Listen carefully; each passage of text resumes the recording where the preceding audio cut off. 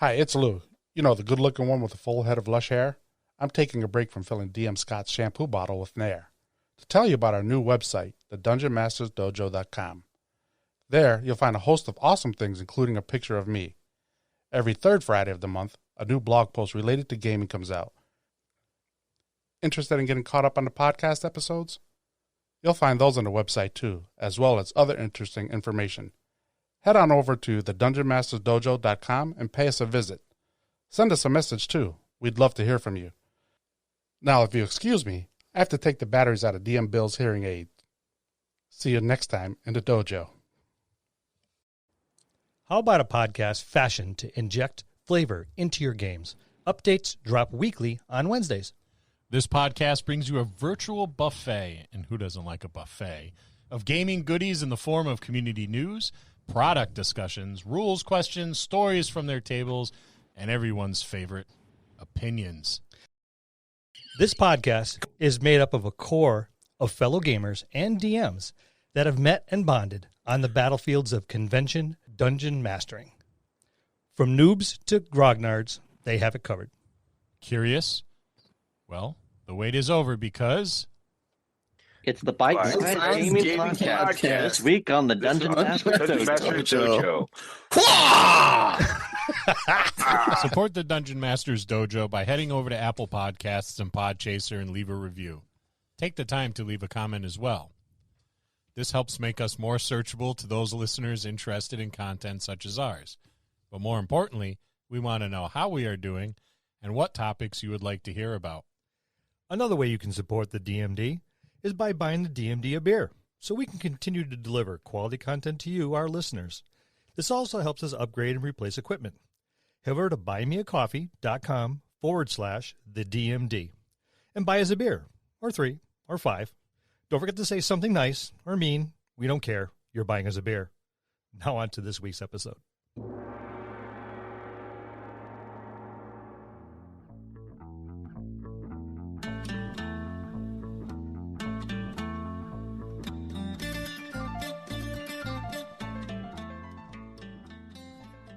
Hello, and welcome to another episode of the Dungeon Masters Dojo podcast.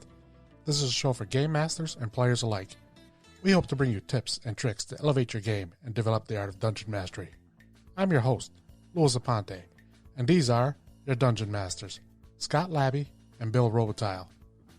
Let's enter the dojo and see what they have in store for us today. Hey Bill, hey Scott, how's it going? Hey Lou. Fantastic. We have guests. I'm in the mood for some dessert first. Yeah. Yeah, but don't eat too much. Maybe just take a bite size. That's right. These guys have been a friend of the podcast since very early on and graciously extended us an invitation to join them over at one of our favorite podcasts, Bite-Size Gaming. It was an absolute blast. So now is our opportunity to return the favor. So get over there, check them out, get your gaming news and more from Bite-Size Gaming. You can find them on Apple Podcasts. Look for them on Facebook at www.facebook.com, Bite-Size Games. There's a Kickstarter in the works, but more on that later. We don't want to spoil anything just yet. And again with us today, our good friends from Bite-Size Gaming. Thank you for coming. Hey, what's up, fellas? Thanks for having us. Yeah, speaking of desserts, there's to get your injection shots ready because this is going to be pretty sweet. Oh, yeah. Yep. That's my dad joke of the day. You're welcome.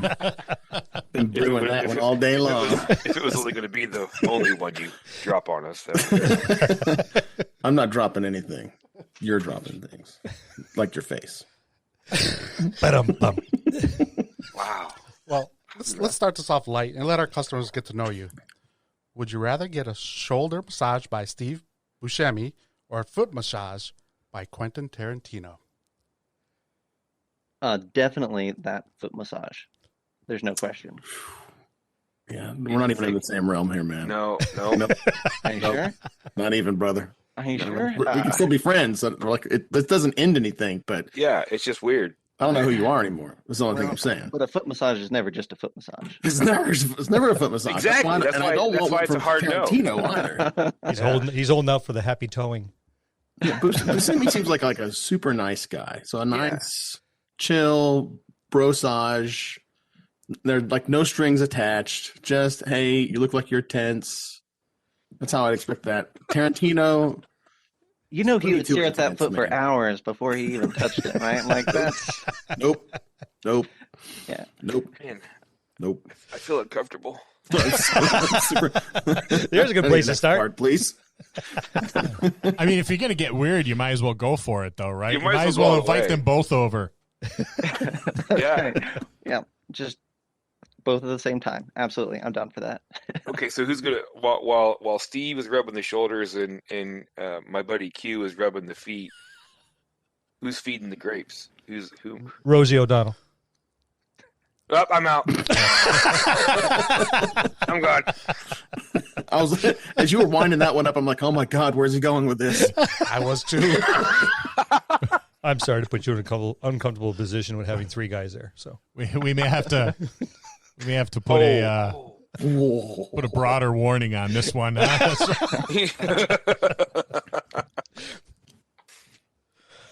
all right, Lou, what's next? Well, this is You started this. well, we're going to continue. The debate has raged on since the birth of the wiener itself. Care to weigh in on it? Is a hot dog a sandwich? And if so, why? I mean, yeah, it's meat between two pieces of bread, right? It's only one piece of bread. But I mean, like you could say the same thing about the old way they used to do the old Subway sandwiches, right? Where they'd Yeah. just, like cut a wedge and it would like flap over, right? If You I can do the asked for a same. sandwich and you gave me a hot dog, I would be mad. So that's Only if it's drenched in wiener water. yeah. No, like hang on. Hang on. I want to attack Troy's logic on what constitutes a sandwich being a sandwich here. So you My never make logic? a flap over? Yeah. I didn't. You said it's one piece of bread. You said two pieces of bread. It's one Whatever. piece of So, bread. Cousin. so then, hang on. So then, you can't use you can't do a flap over. Is that what you're saying? No, You never I'm did a just flap saying. over. People have been doing it for Why- the why do you hairstyles say for it? Why do you years. hate flap overs, Troy? Why do I you hate didn't say flap anything overs? about a flap overs. Why do you hate I said- America? I hate that you said two pieces of bread when it's one. It is two pieces of bread. It's not two Ish. pieces of bread. They're It's just one- fused it's together one piece of temporarily. bread, Let me tell you halfway something. cut. Every hot dog that I've ever eaten has turned into two pieces of bread. It's always fallen apart at the bottom. So It turns into that. All It right. doesn't start out that way.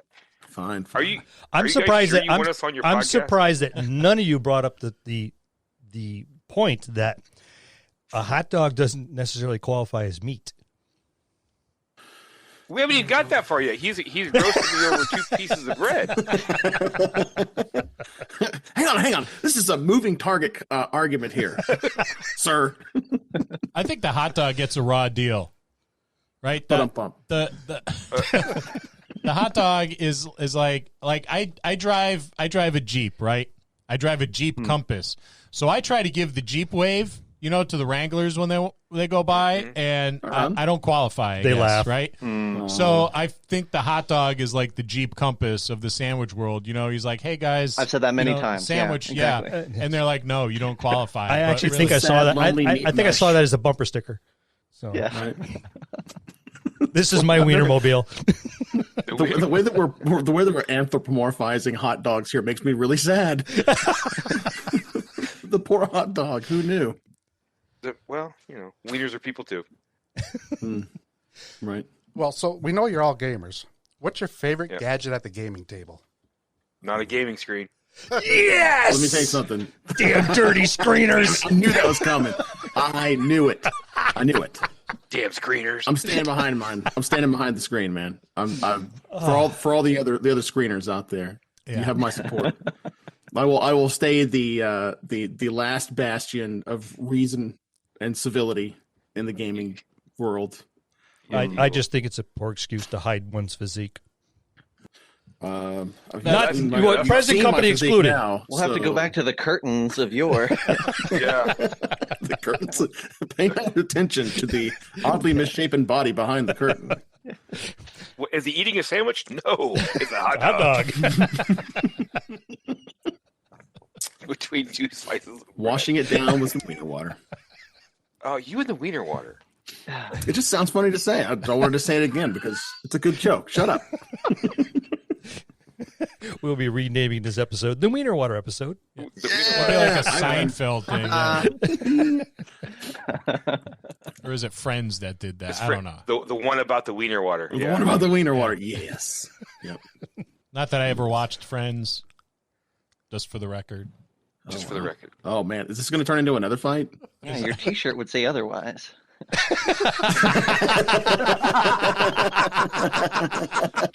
You recognize that as being Ross, right?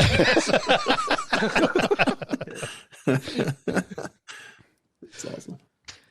Hang on. Should we actually answer the question though first, since we decided to turn that into a flame war about DM screens?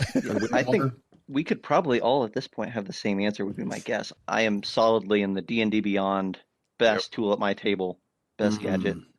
So I'm a late bloomer when it came to D&D Beyond, but I'm all about it now, 100%. It's easily one of my favorites to have at the table. Yep, always got to have D&D Beyond somewhere. If I don't have it, I'm really sorry for my players. Yeah, we just started really using it ourselves quite a bit, and I really got on our last virtual game session. That's where I really shined. I thought, I really got to do everything without having to worry about what book I got to pick up. Well, Techno Boy over here, he's linking all his accounts together, and he's got his D&D Beyond and his what the hell did you link to? You had your Facebook and your toaster all hooked to it, and Pornhub. He had that all. It was just so. Wait, those aren't dice. Those aren't dice. Yeah, she's rolling D titties. Just. Oh my god! Sorry, girls. And that's eject. Yeah. Where's my X card? We'll have to do some heavy editing on that one. Thanks, Bill. You're welcome. Next. The 2% of our listeners that are or were female are now going to drastically drop. All right, would it be better if I say roll gonads? No. Oh, all right. No. That's brings us back to the Tarantino Buscemi conversation. Yeah. I've never gotten comfortable with using computery stuff at the gaming table, though. I would print. I could see myself printing stuff out from D&D Beyond and carrying paper with me, unnecessarily carrying paper with me. No, but on your defense, every time you do digital gaming, the dice roll amazing for you. They like me, which better is than real 180 degrees from real dice. Yes, real dice hate me. Where I have the opposite effect. Real dice roll fantastic for me, and I actually rolled 4 ones in a row with digital dice. Ooh. And I hate them. You can't do that. You can't hurt you, Bill. You can't do that. Show me on the die where they touched you. Well, if you think about it, when you're using your D&D Beyond, you're becoming a screener. Indeed. Maybe that's why it doesn't work. And every time you game online, you're a screener. I knew it would happen. That's why it happened. That's why it all goes south, because it knows damn well I am not a screener. That's why I always turn on the actual dice that roll across the screen, so that I can get away from the screener. See, I was using those, and they still roll ones. It was actually very refreshing for me to see that, because he's been laughing at me for 30 years. So this is 30 years worth of karma that has been built up. And it's nice. He was laughing so hard, I think he digitally peed himself. Yeah. Well, there was. You remember that one game, Bill, when we first started our yearly getaways? Yeah. Where Scott didn't roll anything above a 5 or whatever it was? He did not hit a successful hit on anything for 3.5 days straight. Yeah. Gaming. We started gaming at 7 a.m. We stopped around 9, 10 o'clock at night, and never once had a successful to hit roll. And it was a lot easier back then because we were using THACO. Yeah, we were using THACO. So he had low numbers to try to achieve, and he couldn't even do that. Yep. With a fighter. Wow, buddy. Yeah, I can relate. Yeah. I can relate. You got to figure out a way to just lean into it somehow. I think I just put a giant spider on the stairs and made him accidentally step on him just so he could say he killed something. You did, yes. Yeah, actually I did. At the very last thing, as I was doing the epilogue, and you look down, you hear squish, and you destroyed one of the evil spiders by stepping on it on the stairs. Congratulations, you finally killed something. And it was the true mastermind behind it all. Yeah, you're welcome, guys. So, if there's one bad habit at the gaming table that you can get rid of, what would it be?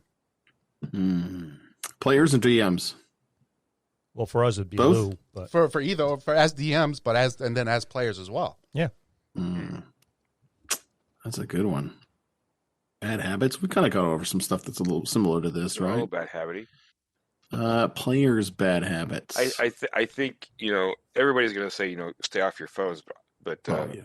I think for me, the one bad habit would be when you call for a perception check, and they fail it, and then everybody else, I'll roll perception too. It's like you're not even in the same room. Yep. Skill check dogpiling. Why would you? Do you have any? We have one of our guys who actually says that if he failed to roll, somebody says, I'll do that. He's like, why are you rolling? You don't even know that I'm doing this. Yeah, that's one of our players. Yep. So he's actually he's very good. He plays the character. He doesn't play the dice. And somebody says, well, I want to roll too. He's like, why? As the player, he's saying this, and that's probably one of my biggest pet peeves is late.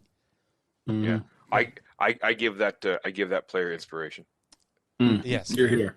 There you go, Cork. You heard it here. You get inspiration. Yeah, there's a lot of stuff like tied to skills in that I think that I'm way too like. It's training your players to be bad players, right?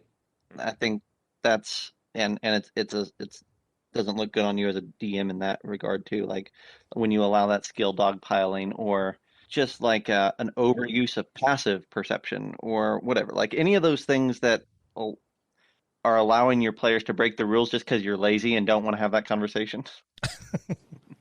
That's a good point. I think for players, mine would probably end up being not knowing your own character. I'm not even talking about background, motivations, personality, accent, funny voice, whatever. I'm talking about like not knowing the mechanics of your own character and then looking at me like, how does this work again? Like, have you read the book? Like, this is your character. It kind of goes back to the Matt Colvillism, patron saint, Matt Colville. It goes back to one thing that he always says, like, I've got enough to worry about on this side of the screen than being an expert on your character. I'm counting on you to be an expert on your character and all the mechanical stuff that goes with it. That's a really nasty habit. Yeah. That I wish we could kind of like strike from the game. And on that note, I just want to bring up before Bill jumps in all over the screen bit. It's a little known fact, and as a fellow screener, you probably know this as well, but it's the screen that actually holds the rest of the universe that you command in from spilling out on the table and causing a big mess. I mean, it just keeps things tidy. So you're welcome. I use like a retaining wall against the cosmic flames of my imagination. I'm sorry. I use my words and my presence to do exactly the same thing, but that's okay. When you guys grow up and figure out how to do it too, you'll get there. Well, that's just it. We got to become your age first. I just see screens as training wheels, but that's all right. That's cool. That's cool. You're gonna make John cry, and that's amazing. Not in front of you, jokers. I'll wait until tonight. I'll cry myself to sleep on my huge pillow. Make sure you. I'll take that. Bottle those. Drink my tears and gain my power? Never. I'll hold them all in out of spite. So what about you fellas? Bill, Scott, Lou? Do you have any player faux pas or nasty habits you wish you could kind of strike from the table? For me, I think it's the one that we just talked about is when, skill piling is what you called it. That's probably after listening to, Cork say that and the way he presented it, I started living by it after that. And I was like, that makes perfect sense. Scott? What drives me up the wall is the excuse because that's what my character would do for being a dick. How about just not being a dick? Yeah. Defense. Yep. Wheaton's Law. Yeah. Yep. For me, it's when people play other people's characters. Oh, table captaining. Mm-mm. I nix that pretty damn quick. I'm like, excuse me, that's not your character. Pay attention to your own. And if they continue to do it, penalties ensue. Yeah, that one sucks too. Yeah, that's one of my pet peeves is when people, and it's usually the timid player or the new player, and everyone's like, well, you can do this and you can do this. I'm sorry, but let him figure it out. He's new. I will give him a little bit of latitude, a little extra time to figure it out, but don't steer their character for them. It's their character. Your piece of paper's in front of you. Worry about that. Yep. And I Yeah, usually I've had that with couples at my table before. Oh yeah, I've I've run had it with into that where too. the guy is like, "Oh, baby, you should do it like this," or he'll like, "I don't know." I'm like, "Shut up." At my Play your own table character. a while back, it was the other way around. Oh, really? Yeah, Oh, wow. I mean, he was the more experienced, but she was like wicked into role playing. You should do this, and you should do that, and you should do that. And finally, I pulled her aside, going, "Excuse me, but what's your character's name?" "Oh, it's Evelyn." Right. "Oh, really? Then why are you trying to run John?" Yeah. "Worry about Evelyn." I says, Gotta "When do John's that, running, shut the hell up." And she went, See, I'm I not think known. I did it the other way around. Though. I'm not known for gave it subtlety. I gave it as a pep talk to the one receiving the captaining. Right? It was like, look, it's your character, and if at any point if you turn and tell them to shut up, I'll be like, I'll allow it. Well, see, I already went through those stages, and then it's like, nope, that's it. I warn you once, warn you twice. Third time, I pull you into the corner and I verbally lambaste you. So, yeah, I'm not known for being subtle. I load both barrels and come from the hip. These boys know. Yep. What about DM bad habits? Yeah. Being adversarial with players. Yeah. Adversarial, like where it's me versus them. Mhm. Can't stand that, man. Yep, Can't stand can't it. It's stand like that. I'm a collaborator. I'm a shared universe. I'm there to have a good time and for them to have a good time, not for them to have a good time at my expense or under my thumb. So Yeah. that's a big one for me. That's usually the new GMs. I think for myself, like one that I just realized this past couple months was not reading what your party wants to do versus what the book says or what you want to do, right? I really, really, on our last campaign, really wanted to use Colville's strongholds and followers, and the party have their own stronghold where they can build a base and all that. And we ran a whole campaign over a year and a half of me encouraging them to find and build and capture and take over whatever they wanted to do, a stronghold, and they never did. And I think I realized this past couple of months that they never really had that interest. That was me just kind of like trying to like press it in on them, when what they wanted to be was just traveling adventurers, seeing the sights, seeing the world. So that was a year and a half of wasted pushing that I shouldn't have been doing in the first place. Railroading. But at least Yeah. the big thing here with this, you acknowledged it and you come to realize that. Mhm. And, Yeah. Hopefully now so, you're, yeah. you're adjusting it, so hopefully it doesn't happen again. That's where Yeah. that's a learning experience, and that's what Yeah. all GMs should need to realize, have an open mind, so they can learn from their mistakes. They need to realize their mistakes. I don't know if you did, but that if I caught myself doing that, I would actually apologize to the table. Yeah. We had a conversation. We started a new campaign, and we had a conversation about this very thing. And I'm like, I think that I pushed way too hard on this, and I think that at the end of the day, you had other things in mind and other desires. And they're like, yep, I think that's probably true. It's all good, and it was a good conversation. But yeah, long overdue. I don't like to see DMs just shut down cool stuff just because they don't know how to adjudicate it. I'm a big fan of yes and or no but, and not just no, you can't do that. That drives me nuts to see people just. It's like, but that would be so cool. Yeah, but no, I don't want that. Scott calls it the cool factor. We Yeah. both run with that. Let it happen. Yeah, the Mhm. rule of cool. Yeah. I love cool, baby. I can't even begin to tell you how many times I've said it like post game public play, where one of the things that the players loved the most was me not just saying no the entire time.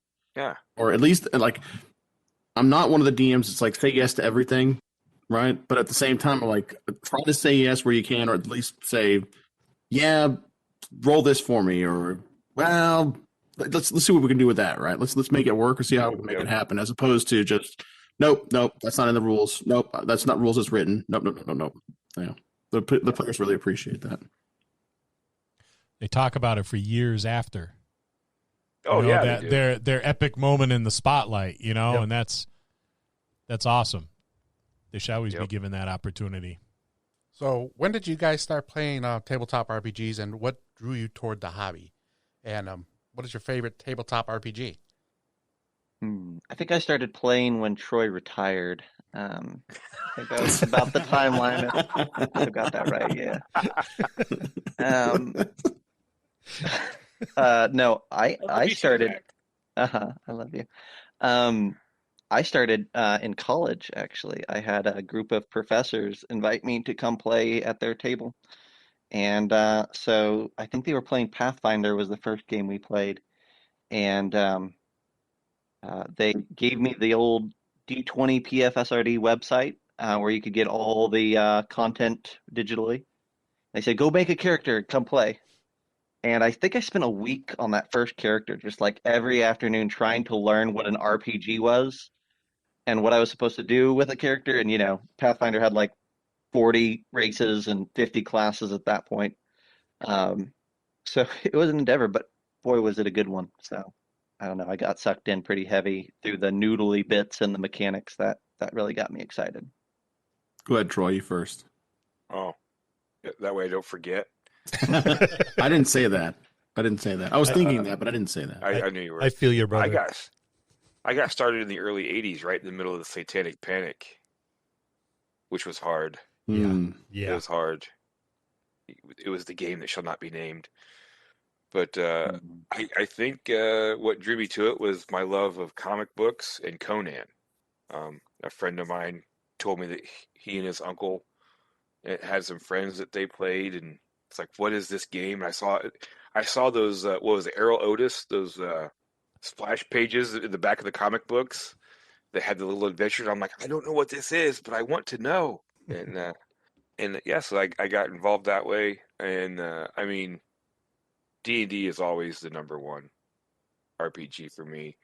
But like we've played Mothership recently. We've played Cyberpunk Red recently. Call of Cthulhu. All those fantastic systems. I could see playing campaigns. Well, maybe not with Zach, but I could see playing campaigns in those other systems and having an absolute blast in them. But I think for me, I'll always come back to D&D. It's like home. Yep, it's like home. Yep, warm blanket. For me, I was destined to be into some kind of fantasy role playing. It was destiny, man. As a kid, growing up in the 80s, between The Dark Crystal, Labyrinth, Willow, in the movies, and then like the books that I read, I would read the old Choose Your Own Adventure books as a kid, like devour them before I even knew about D&D. I remember maybe I'd heard it, I'd seen the cartoon maybe whenever I was a kid, and then getting into 6th grade and drawing pictures of swords and fireballs and wizards and all that good stuff. And then a buddy of mine, but I wasn't a buddy yet, he goes, "Hey, what are you working on over there?" It's like, "I'm working on this game or this thing that I'm working on." He goes, what's it called? Dungeons and Dragons. I'd made it up myself. It was my concoction, right? It's like, there's a real game like that. I'm like, what? Are you serious? And so his brother had gone to college, and his brother had left all of his old books and like a little, folded in half booklet that he'd made of his own module and stuff like that. And so ran me through it, did it old style where he was behind the screen and did all the rolls. And I pretty much just sat there, and it was just one-on-one, listening to the Doors in the background. So that's why I always associate AD&D with the Doors. And then played the crap out of it with him, and then brought in people here and there from school. And the Satanic Panic, by the way, did not end in the South in the 90s or in the late 80s or even the early 2000s. So I had to deal with that too, Troy. I sympathize. But yeah, so I've been playing it forever, man. It seems like. And then just in all its various forms, I've played the old Star Wars West End games, Indiana Jones, GURPS, I mean, like you name it. But D&D's home. D&D is 100% home. I can, if all of the other systems somehow vanished, I would lament the loss, but I'd be okay if D&D were still there and it was still available, because it's my jam, always will be. Bill, Scott, how about you?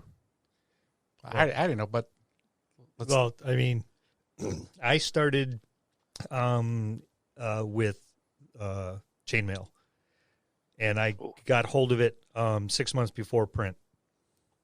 Oh, wow. Because nice. a gentleman in the military was going to this nice little gaming place where they were doing military games, and they were working on this brand new game there, and came home with a loose leaf 3-ring binder with all the rules and stuff like that. I said, hey, you got to try this out because you're always getting in trouble and your imagination's running wild, and we need to see if we can give it some direction. So his little brother, who I hung around with, and myself, he showed us that, and we started playing that like 1970, 71. So that's where I got started. And I said I've gone through all the incarnations up there. I did 3.5. Once I got to 3.5, I became considerably disenchanted. Went back to 2.5, where we stayed for decades, and dabbled in 4. Was pissed off 4.5 or something like that. I didn't even look at. And then said nope. And then 5 came out, and Scott goes, "Did you hear that 5th edition?" Yeah. Well, if it's anything like the other ones, I don't want to know about it. He's like, "No, you're going to want to check this out." And I think we picked up the books, and we literally turned our entire table over to 5 from that point on. And we've been playing it pretty steady. It is amazing to me the impact that 5th edition had. Mm-hmm. Like I remember whenever they were doing D&D Next, and how they said they knew that it wouldn't be all things to all people, but they were part of what they were trying to do is end the edition wars. And the edition wars are still going to be out there. There's some guys and gals out there that are just going to play D&D forever, and man, more power to them. I think what it has done, I hope at least, is maybe diffuse the animosity about it. Like some people are so happy with 5th and coming back into the fold through 5th and stuff like that, to where it's like 5th edition. Like that's fine. That's my jam now. And if you like your other thing over there, that's cool. And now we don't have to be so pissed off at each other all the time about it. But it just is amazing to see all of the other edition players that were so like vitriolic or like so like tied in at the base level with those other editions go, God, man, this 5th edition, it scratches the itch. And we're all at the table together now. It's pretty cool. Yes, it does. Every month we're introducing new people at the virtual cons that have been diehard 1E or 2E AD&D, even 3rd edition players. We're introducing them to 5E on a monthly basis, and they're loving it. So it's a good feeling. Well, it harkens back to the old days where it's rules light and role play heavy, like it started, and that's why I fell in love. I think I'm speaking for Scott here.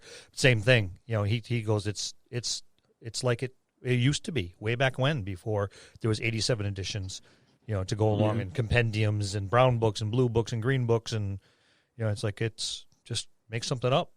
It puts the ability back in the dungeon master's hands to tell you what happens. It's not, you don't have a rule for every single thing that's going on.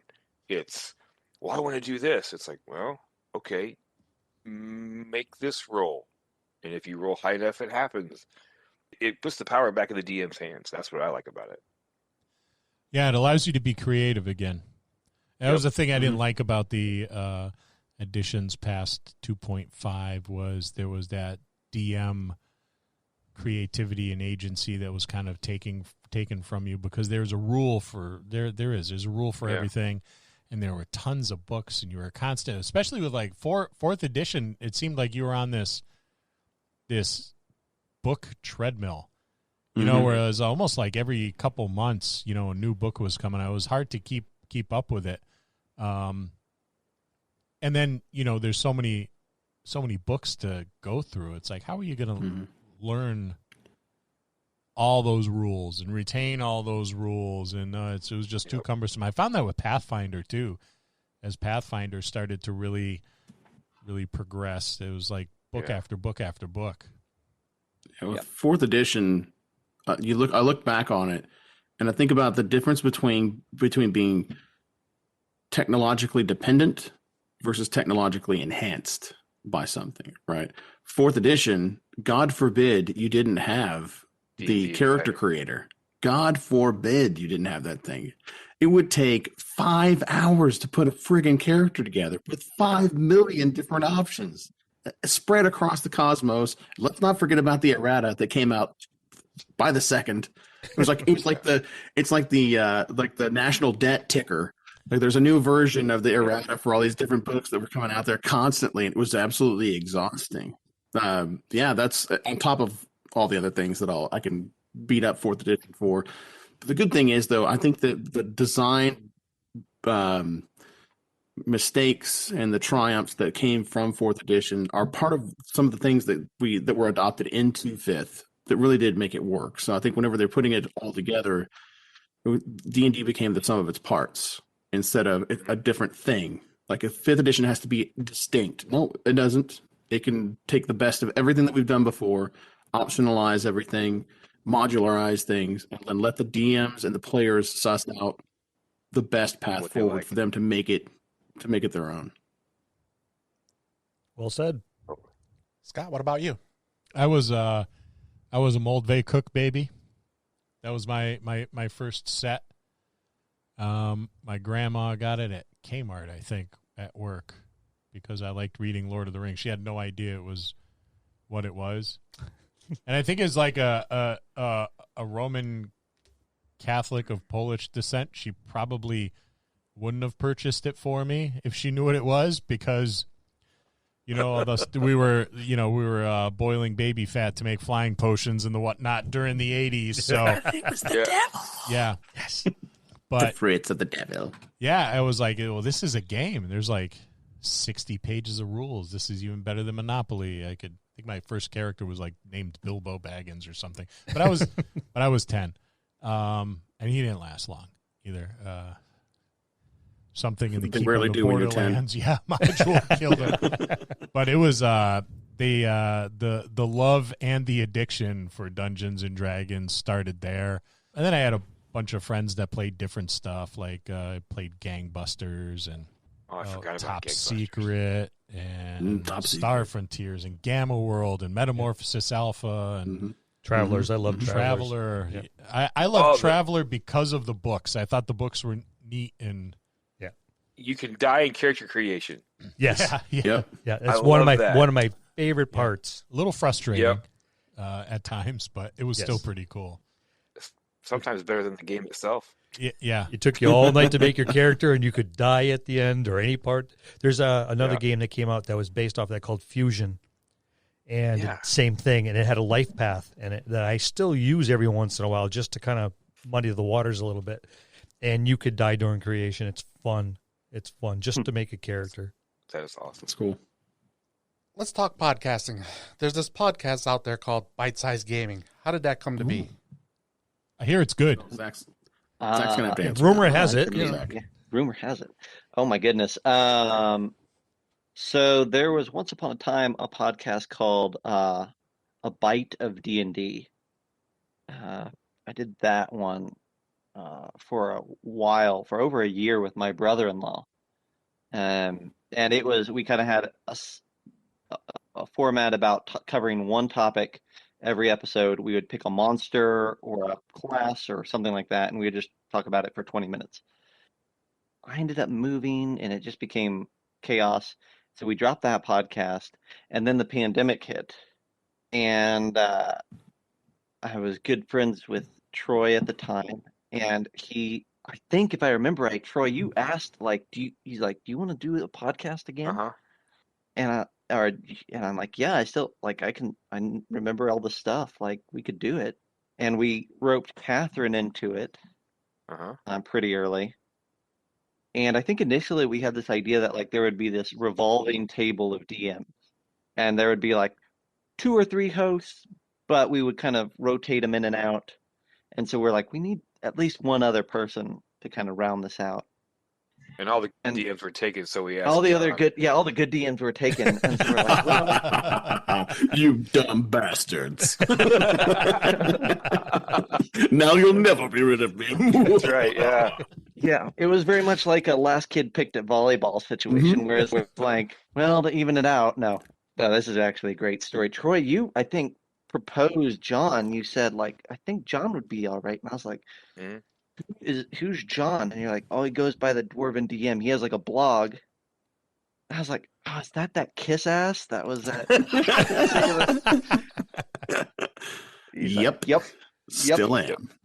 Sounds like our man. And he was. So yeah, we got together and it worked and it was awesome. And we're like in episode, I don't know how many now, with you combined all of them, 80 some, 90 some, I don't know, in that range. Mhm. Yeah, but yeah, it's been great. We like getting together, and we knew each other, or at least some of us knew each other from the conventions. We all knew of each other. So when the convention scene died all last year and this year so far, it was a great way to stay connected. We had a lot of our friends on, a lot of the authors and creators that we had met at conventions throughout the years previous, and it became like this little tiny snippet of what we loved from before that we got to carry with us. And I think we've hopefully been able to maintain that love and kind of show that to people who have never been to a convention, that this is what you can expect. You can expect conversations like this to happen at the bar or at the gaming table or at the hotel afterwards, and it's awesome. Yeah, I remember Troy and I I'd seen Troy around the cons for the year and a half that I've really been involved in cons. And I'd say involved, like a handful of them, really, not much. And I had the opportunity to administer an epic, and so I in the conversation leading up to that, and then during as the epic was about to start, I ended up having to pull out of the epic, admitting it because a buddy of ours got sick, so I ended up taking his table for him. But it was just cool. Like, Troy was easy to talk to, and we liked all the same stupid crap, and we both had magnificent beards, so there was some simpatico there. And then so whenever the pandemic hit, yeah, it's like, this is a bummer. Like, everything got thrown into a tailspin, and now, and so I remember Troy messaging me and going, "Hey, is this something that you'd be interested in?" I'm like, "Hell yes, please and thank you. Well, where do I sign up?" And the rest is history. So I got to meet Zach and Catherine, who's not really a friend of the show, and but not really recording with us these days. But yeah, it's been fantastic. It's been a good year. In spite of everything, it's one of the things that has made the past year a good year, in spite of everything else. Yep. And my wife and my kids give me a hard time about Zach and Troy all the time now. Like a family. Yeah. Zach and Troy are my D&D wives, according to my wife. And then my oldest refers to Troy as Uncle Troy. She goes, "I need an Uncle Buck." I'm like, and then Troy's like, "I'll be her Uncle Buck." I'll be Uncle Buck. So brag to our listeners about the best thing going on with Bite Size Gaming in the past 30 days and anything coming up in the next 30.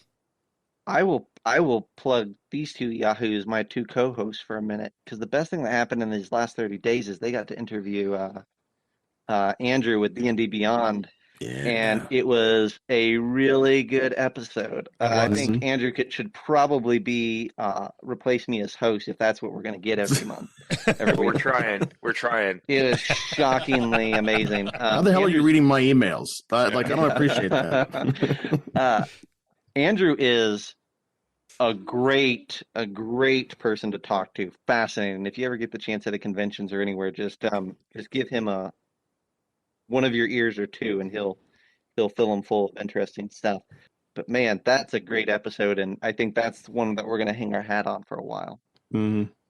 Yep. Yeah, he's really easy to talk to, and not surprisingly insightful, but there were some really eye-opening things that came out of that podcast for me. It's I forced some reevaluation of the ways that I've been doing things in the past, where I was like, oh my.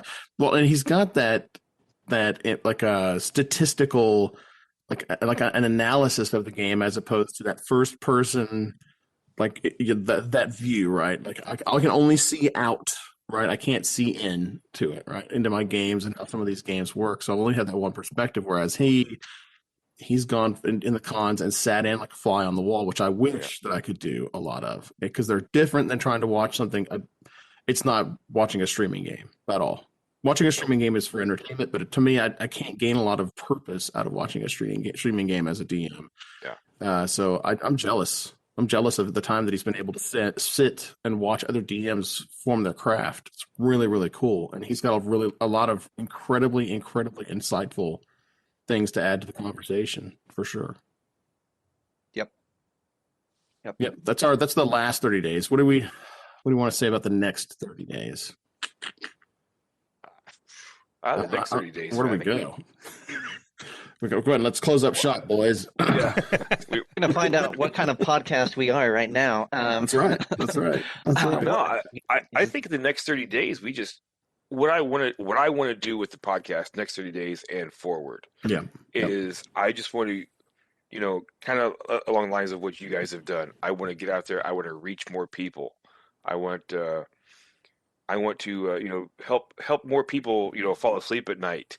You're basing it all on the premise that people actually listen to us. I listen to them multiple times. That way, your listens go up. Every little bit, we'll take it. We'll take it. Yeah. Every little bit helps. Yeah, I just want to continue to grow and have our listener base. I love because we like to do a live stream while we record, and I would love to see look out there and see like there's 50 people watching us live stream as we would record Andrew or something like that. That'd be great.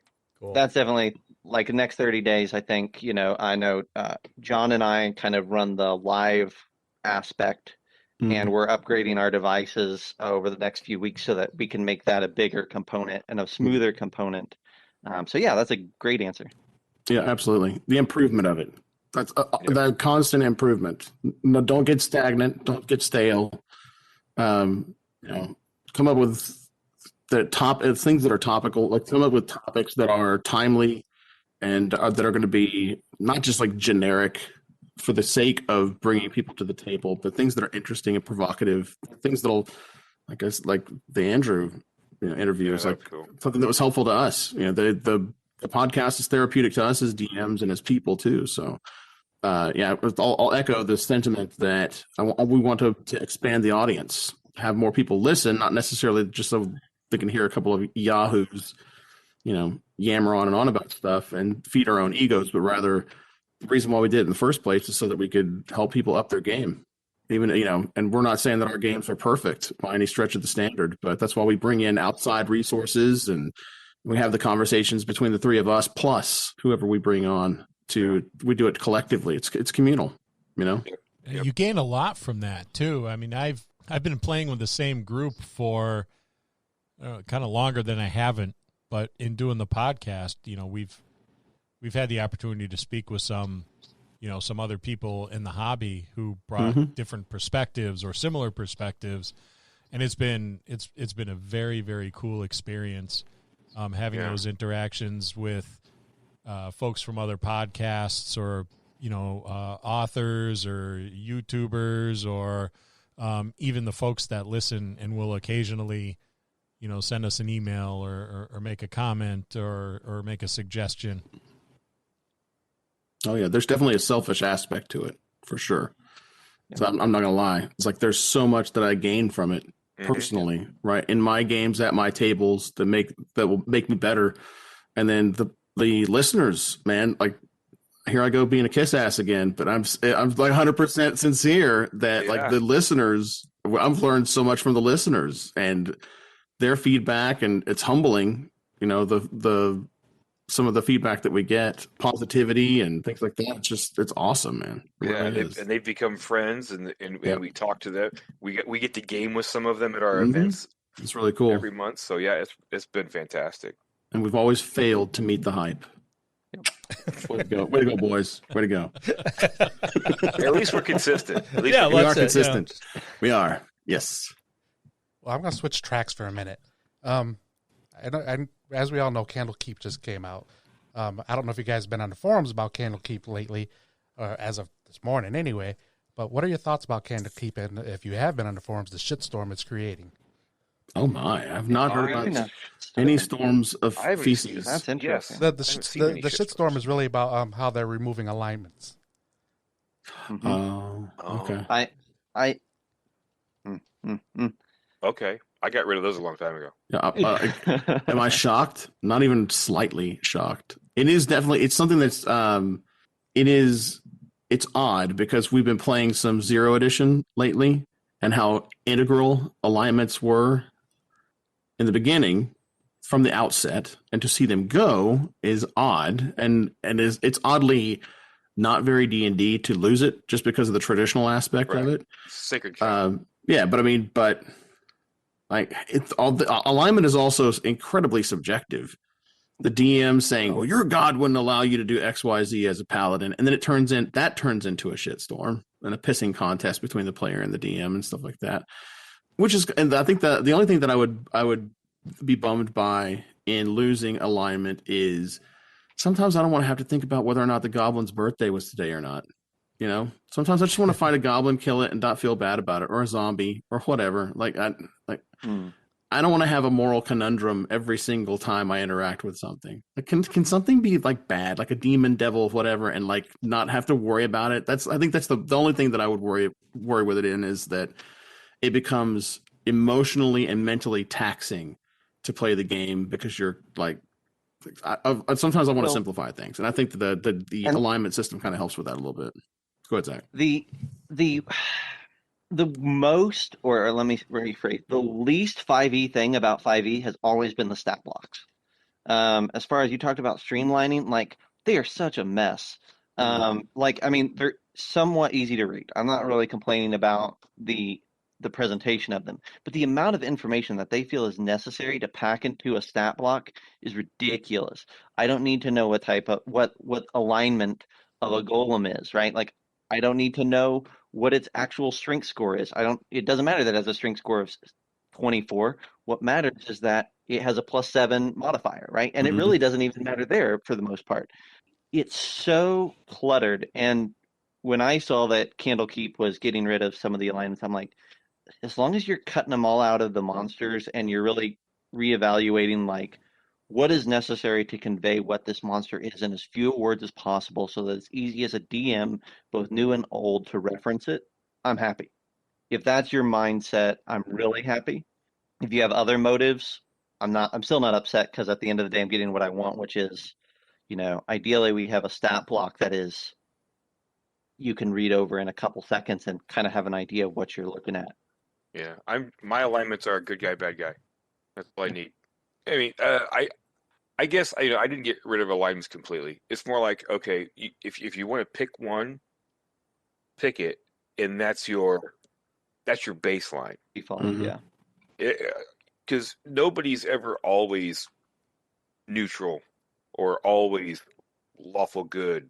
It's I'm usually lawful good, but when push comes to shove in certain situations, I might be a little chaotic, or I might shy away from the side of good a little bit. And so, to me, it was always the handcuffing that went about from alignment. Everybody was so, well, my druid has to be true neutral, so I'm not going to fight the monsters this time because the balance has to come into play. And it's like, what? Yeah. Right. Well, and then That you can makes already no sense. you can tell design wise that even from the very beginning, you could tell they were kind of moving towards that anyway. Yep. You look at protection from evil and good. I brought that up earlier today. Yep. Right? Yep. Yeah, to Zach's point, we're talking about like, and Zach and Troy talking about like situationality of alignment, right? We've talked about it on the podcast before. My favorite analogy or my argument is Robin Hood. Robin Hood is the classic chaotic good, quote unquote, poster boy for chaotic good. However, he was only chaotic good when he was under the thumb of Prince John and the Sheriff of Nottingham. As soon as Richard returned from the Crusades, he was lawful good again, because he believed in the reign of Richard over the tyrannical reign of the existing government that he was underneath. So the alignment shift, there was no alignment shift. His ideologies had never changed. Yeah. Ideologically, he was both. It would depended upon what it was he was railing against or that he was championing in the first place. More the perception of how you viewed him as opposed to how he viewed himself. Right, exactly. Yep. Exactly. Yep. Because he was very much to himself probably still lawful good. I am following the laws of the land as laid out by King Richard. The usurper is the one spoiling everything. I'm just Right. trying to do what's right. Exactly. Yeah. Usurper. So- That's an important one too. Is like you don't belong on the throne. You do not belong in that position of authority. God has not ordained you in that yada yada yada. Right. So for him, he's like, I'm acting as a guerrilla fighter against this this regime that has no business being at the apex of leadership in the country. Yep. Yeah. Yep. The moment that they got rid of any mechanical purpose for alignment, we should have just dropped it altogether, right? Yep. Like you said, protection from good and evil, clerics not having deities, paladins not having to be tied to their oaths, warlocks not having to obey their patrons. Like all of these things are the things that made alignment important in other Mhm. editions. I have to be lawful evil because my god is lawful evil, and if I don't, do my god's bidding, I'm out of spells. Mhm. That's where that came from. No, we should have dropped it at the beginning. The only reason they didn't drop it at the beginning of 5e was for tradition, Mhm. I think, and now it's just clutter at this point. So Okay, so let's talk Kickstarter. What is this all about? ooh. Oh. Oh boy. Oh my goodness. That's a long topic. That might push us over into another episode. Oh man, they're gonna have to ask us back. They're gonna be like, Oh, yeah, so we did our first Kickstarter. Both John and Troy were a part of it. Way back in, what was that? I guess it was just 2019. It feels like an age ago, but it was Yeah. 2019 December. We did a little Kickstarter called Oceanic Depths. We made a book of monsters and villains and layers and player options and all sorts of stuff for 5e, all aquatic themed, and that got really fun. It was really fun to make a book. Mhm. I kind of got the bug, and so like last year we helped with, I say last year, 2020, we helped with a little over $200,000 worth of Kickstarters, whether that was our own or that was helping another company get theirs off the ground. We put out a few books and got bid even more. And so in 2021, we've successfully launched 5 Kickstarters so far, and we've got a few more in the docket. So, Wow. yeah, it's an obsession, and the community is amazing over on Kickstarter. The RPG Kickstarter community is the best community out there, in my opinion. It's Yeah, incredibly supportive yeah, Yep. of one another, right? Yeah. Cheering each other on. yeah. I love seeing And that. Well, I'm sure part of We- that speaks to the product you're putting out too. Mhm. hmm Yeah, it's really interesting. There's whole Facebook or groups and forums and things where you can go on and just talk with other creators, which is amazing, and they're just sharing all. It's amazing. You can go reach out to and probably get good information from a Kickstarter that's done $2 million, right? Like you can have that conversation with that creator, and that's something that you can't do anywhere else. Like I can't call up Kobold Press and be like, so how was how was Deep Magic as successful as it was? You're not going to get an answer from somebody who actually worked on the project. And then, we kind of, I think, realized how much we liked it and how much we wanted to support it. And so, our podcast did like this Gambit run in February where we interviewed how many, like, it was a lot, 13 creators in The a day. gauntlet. Oh, Yeah, geez. it was awesome. And we put out each one of those as interviews on our podcast. But yeah, I don't know what else to say. We've got more in the docket, but like we've got a magazine that we're going to relaunch soon. We've got a big hardcover book campaign setting that we're going to launch soon-ish. A book of assassins that we're putting out.